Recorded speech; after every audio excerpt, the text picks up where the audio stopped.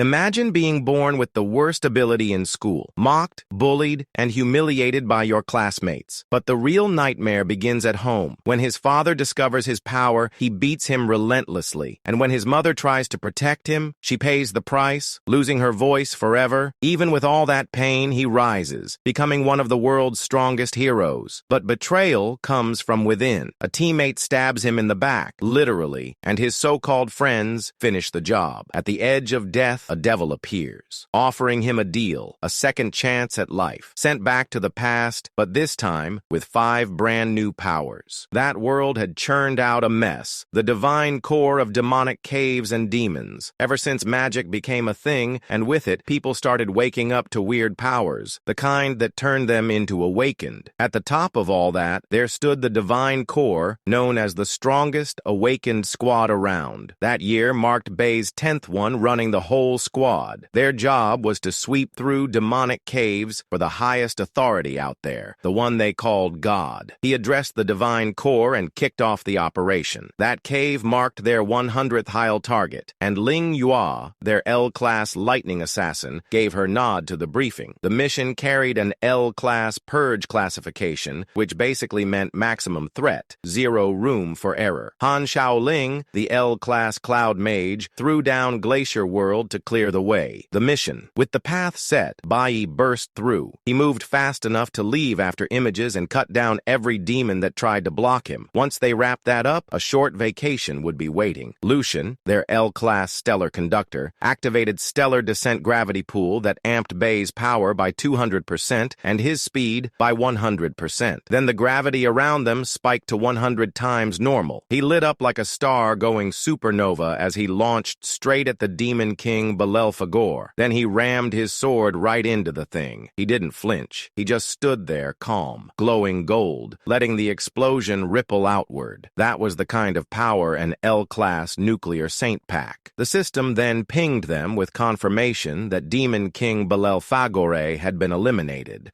Hanel tossed out a complaint that it ended way too fast and ruined the fun, and Lingua casually promised to dig up some demon caves for him to mess with next time. Lucian pointed out that the mission was top tier and needed the whole squad in, no exception. He floated the idea that maybe it all felt too easy. Bai agreed, mentioning that Intel flagged Belugore as a special variant with 5 elements and some kind of hidden skill. That's when Ling Yua turned to him. She brought up the vacation again and asked if he was buying dinner for everyone or planning something cozier with just the 2 of them. He cleared his throat and went with the usual group plan at their go-to spot in the holy capital. She cursed about another ambush flopping while Han Xiaoling tossed in that Bai Yi clearly had no clue how women work. Then something clicked for Bai. Someone was missing. He checked with the others asking if the guy never tagged along, and as Lucian pointed out, he hadn't even joined the Belfagor fight. Bai decided he'd go handle the cleanup. Ling Yua threw in that he was always dragging behind, and Bai silently agreed, while Han Xiaoling joked that slacking off was kind of his whole deal. Then the guy, the Purge, strolled in. He snapped his fingers. He announced the real Purge operation had started. He twirled his index finger up through the air. Something slammed into the back of Han Xiaoling's head and punched through the front. Bai locked up. Lingua froze in horror. Lucian just stood there stunned. All of them called out to Han Xiaoling. The guy casually dropped that this had been his true mission from God all along. Bai tried to move and realized he couldn't. The guy explained that their breakfast over the last month had been spiked with paralytic powder. The ground split open as massive vines burst out. He activated his divine skill flower forbidden vines. He mentioned that taking out the strongest meant setting the stage with absolute prep. Bai snapped at him asking what the hell was wrong with him and if he'd completely lost it, while Lingua pressed him on what the hell he was doing. The guy called it God's decree, the L-class purge operation, which apparently translated to wiping them out. Bai called out for Lingua and Lucian while they got crushed under the God's decree vines. Meanwhile, 2 vines crept in from behind and aimed for him. Shock hit him the moment they pierced through his back. His fury boiled up fast. He caught the moment Ling Yua died. His whole team had been wiped off the map. He pressed the guy for an explanation. He wanted to know why anyone would go after them when the divine core had never crossed a single line. He demanded to know which god had handed down that order and who gave them the right. He refused to let it go and pressed harder on what gave them any right at all. fall. The guy climbed to his feet. He referred to Bai Yi as an old friend and tossed in how naive he still was. He moved so fast, the only thing left behind was a blur of motion. His hand punched straight through Bai's torso. He would challenge whether God even needed a reason while killing him. His hand stayed lodged inside Bai's body, drenched in blood. Bai fired back, wanting to know if they weren't comrades, practically family after 10 years together. The guy mocked the idea of family and asked if he still hadn't figured out why he was picked. He said God had been shifting pieces since their first meeting. They were all just pawns in some long-gunning game. Bai dropped to the ground and started coughing up blood. The guy mentioned how he'd been playing the part for years just to gain their trust. The act disgusted him, too. He smashed Bai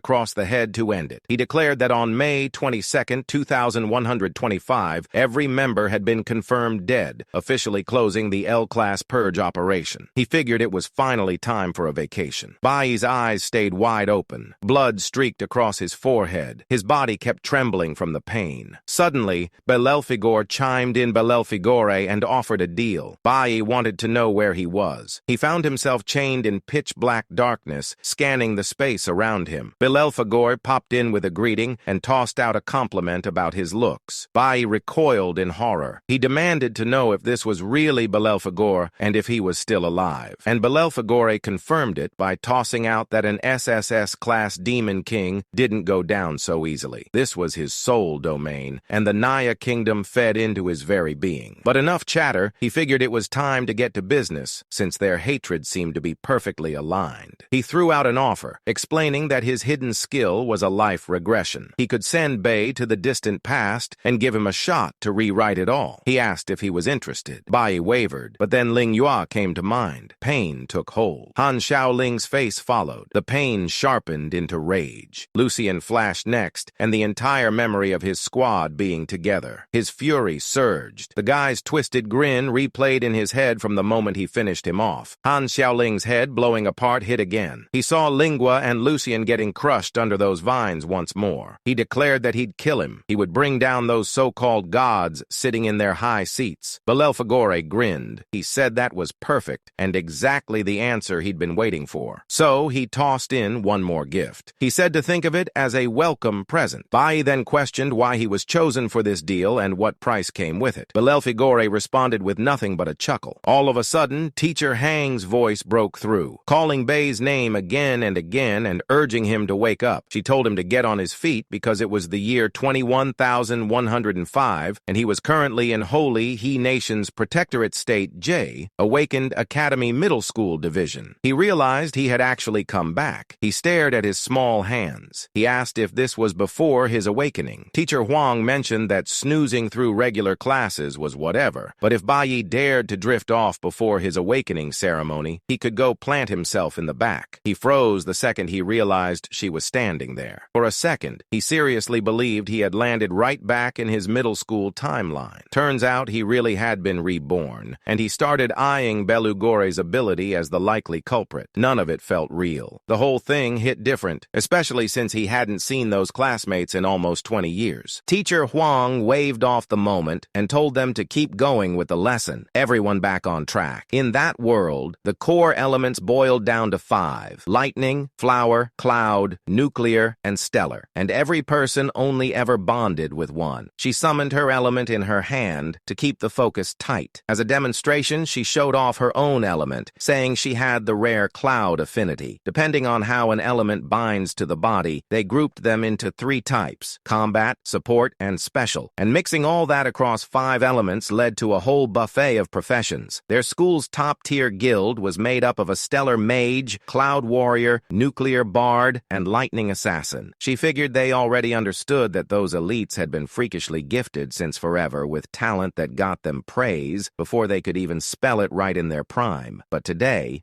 was their real turning point because the world knew of almost 100 awakened professions. They got ranked from the bottom up: dust, ember, abyss, and celestial. Nobody got a redo on their first awakening. That afternoon would decide everything. It would straight up lock in their future social standing. Not long after, Bai found himself caught in a wave of Jievu. This place Hongchan Sheng was where it all started for him. Right then, he spotted 4 eyes face planted on the ground beside him. Hong Hong Chan Sheng gave a sharp click of the tongue. He ran his mouth about how lame it was to rely on artificial awakening like some helpless newbie, still in his way, acting smug just because he was about to awaken. Hong Zan, E-Rank stellar assassin with mystery stats and attitude to spare, made it clear that rare red-tier awakeners didn't waste breath on insects. Bai pegged him as the usual schoolyard menace. Even back in the previous life, the guy picked fights like he had a quota, like he was built from whatever genes churned out old-school action movie alphas, always amped to stir chaos. Then teacher Huang cut in, telling Hong Chan to drop the act. This was a school, not some back-alley shakedown, but he brushed her off like she barely registered. He tossed the blame back on for Eyes for getting in their way, then pushed for bubble tea as payback for his crew, acting like that was a normal thing to demand. He lowered his voice and slipped in a smug jab, asking if she was trying to play hero, and mentioned how if she wasn't sort of hot, she'd have been out of a job ages ago. Teacher Hang checked in with 4 eyes to see if he was all right, while Hong Chan Sheng let out a smug laugh and told his gang they should bounce just to Bei Yi be polite for now. That's when he noticed Bei Yi standing in his path, not flinching under his stare. Hong Chan Sheng didn't like that one bit and asked what he was looking at. He told him to get lost, said they'd come back later and clown on the weaklings. Then 4 eyes apologized to teacher Huang and took the blame, but she told him it wasn't on him. Bei Yi kept in mind that she always acted tough, but underneath all that, she had his back more times than he could count. After he awakened suddenly, another teacher flagged her, telling her it was her class's turn for the awakening chamber. She reminded everyone to keep calm in there, or the backlash could hurt. Bai ran through what he knew. There were 2 paths to awakening in this world. The first was natural awakening, something that happened in folks with strong bodies and rare potential, usually triggered by extreme emotional overload. The second relied on the awakening chamber, a high-tech marvel cranked out by some of the brightest minds. Inside it, the body and mind got hit with simulated emotional overload to spark potential. One student emerged from the chamber and got word he'd become a school mystic mage. He had blue-tier ember status, and teacher Huang told him to go rest up since it probably drained him. Meanwhile, Bai kept circling the idea that a single awakening meant everything. It was life's only doover button. Then teacher Huang called him up, told him it was his turn. She told him to dial in and warned there'd be no dozing off like in class. Asked if he got that. He gave her a sharp nod. He remembered that in his last life, his awakening gave him an E-Rank nuclear warrior role, Dust Tier, and that title followed him around like a curse. Only after reaching S-Rank did he finally unlock something rare. He figured he still had the nuclear element. So now the big question was what profession it would trigger. His nerves coiled tight. His chest thudded with a heartbeat that felt way too loud. Then the system glitched. It flagged an error in his awakening, detected 5 elements. He tried to make sense of it and wondered what that rising heat inside him meant. The system followed up and reported activation of the Infinite Awakening system. The system pinged Bei Yi with a message saying that since he had 5 elemental types in his body, he could pick any class tied to those elements for his initial class. Later on, once any one of those elements built up enough energy, he'd get the chance to either unlock a new random class tied to that element or level up the one he already had. He ran a check on what elemental accumulation actually meant. That made him wonder if this meant he wasn't stuck with only one class from the start, that maybe he could rack up even more new ones later on. He could tap into Dust Rank, Glimmer Rank, Abyss Rank, and Celestial Rank. Every quality tier, even the oddball special quality one. The system confirmed he'd guessed it, though it added a catch. Only the first class was his to choose. The rest would be handed out at random. That pulled up the moment Belelfagor had offered to give him one last push. Turned out that push was exactly this, the ability to awaken infinitely. The system gave him one last heads up that after locking in his first class, all the elemental meters would be reset. So yeah, pick carefully. Back outside, one student piped up about why Bai was taking forever in there. Another chimed in saying he was finally out. Teacher Huang stepped up and asked which class he ended up awakening, as Bai gave a quick apology and said he'd probably let her down. He awakened as a nuclear warrior stuck with green quality bottom of the barrel. She took that in and gave a nod. Still, she told him not to sweat it too much. Lots of amazing people started in green quality, so he shouldn't lose hope since that world wouldn't betray him. He told her there was no need for the pep talk, but she pointed out that he had to be feeling miserable. She suggested he get some rest and checked if he was feeling drained from the awakening. Then Hong-chan burst into laughter and cracked that this was comedy gold. Hard work would change everything, huh? Since the world wouldn't let anyone down. Bai remembered thinking that Teacher Hong was usually sharp, so how could she spew such shallow nonsense? She knew better. The truth didn't care. Dust rank meant bottom feeder no matter what. That's just how things worked with gods choosing favorites, and the rest left behind for ridicule. Hearing gods brought into it pushed Bai Yi's temper past the edge. Teacher Huang demanded to know what Hong Chun was doing there again, and he fired back that of course he was right, and she knew it too, that dust ranks would only get seats in the back row from now on. He challenged them to explain why that was surprising. He pinned it on the system itself, where anyone without power, clout, or promise was automatically tossed aside. The strong got the perks kept rising, and from the second a dust rank awakened, they were stuck at the bottom fetching things for everyone else. He pressed her on what her talk about changing fates even meant, acting like a dust rank could ever be called a genius, and asked if she even believed her own words. He laid it out cold, saying a person's fate got stamped at birth, and the awakened academy was just that same truth in miniature. He pushed again, daring her to deny it, then threw in that she was only glimmer rank herself, so her destiny was locked into being a harmless little employee stuck at school. As for dust ranks, he said they might as well head home early and stop wasting government funds. Suddenly, Bai clutched the bottom of his cup. He crushed it tight, and the liquid burst right back onto his own face. Hong-chan Sheng got hit full on, dripping from hair to collar. He spat curses and demanded to know what Bai Yi was trying to pull. Bai brushed him off, claiming he didn't enjoy hearing his voice. Hong-chan Shan scoffed and tossed another insult his way. He unleashed a surge of energy, charging straight at him with a wide swing. Teacher Huang groaned internally as he triggered Starthorn Strike, one of those flashy beginner-level moves from the Astro Assassin skill tree that bumps up power. Hong-Chian Sheng threw out a line about Bai asking for it, but Bai didn't even blink, already drawing his sword with total ease. He activated his skill block. Hong-Chan Sheng jerked back, rattled by the clash. His body froze when Bai's force actually pushed him back. Bai followed up with parry. His face didn't move an inch, all calm as his blade sliced forward. He knocked Hong-Chen Shen off his feet and slammed him into the dirt. People in the area closed in, circling as Hong-Chan hit the ground hard. He hacked up blood, his expression twisted in disbelief. He locked eyes with Bai Yi, who hadn't taken a scratch and looked completely relaxed with his sword lowered. Nothing made sense. Someone nearby muttered about what just happened, while another one stared and asked how. Bai rested the sword against his shoulder. He mentioned he picked that class himself, a nuclear warrior setup that comes packaged with a light sword buffing attack and evasion by 20%. He added that it just felt familiar. Hong Xian Sheng forced a dry laugh and brushed it off as a fluke dodge. He reminded everyone that he was a rare abyss rank, nothing like the garbage standing across from him. But Teacher Huang had her doubts, quietly calling that nonsense. What she saw wasn't a lucky move. That was parry, an elite maneuver locked